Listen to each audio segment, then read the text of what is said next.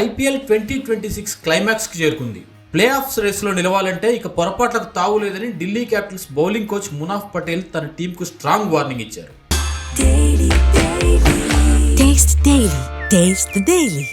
Relax mode is over అంటే ఇక విశ్రాంతి తీసుకునే సమయం అయిపోయింది. కేవలం విజయం మాత్రమే లక్ష్యంగా బరిలోకి దిగాలని ఆయన స్పష్టం చేశాడు.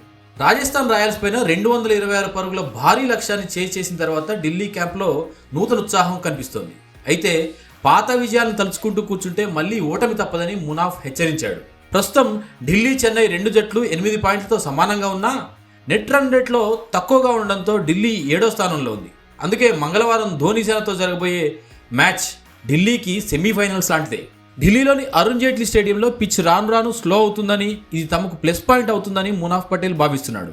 ముఖ్యంగా టీమిండియా స్టార్ స్పిన్నర్లు కుల్దీప్ యాదవ్, కెప్టెన్ అక్షర్ పటేల్ చెన్నై బ్యాటర్లను ముప్పు తిప్పలు పెట్టడం ఖాయమని ధీమా వ్యక్తం చేస్తున్నాడు. ఢిల్లీకి ఈ సీజన్లో హోమ్ గ్రౌండ్లో రికార్డ్ అంత బాగోలేదు. దాన్ని సరిదిద్దుకోవాల్సిన అవసరం ఎంతైనా ఉంది.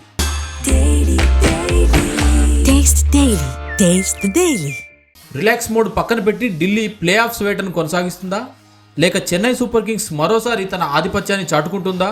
మరి కొద్ది గంటల్లోనే తేలిపోతుంది.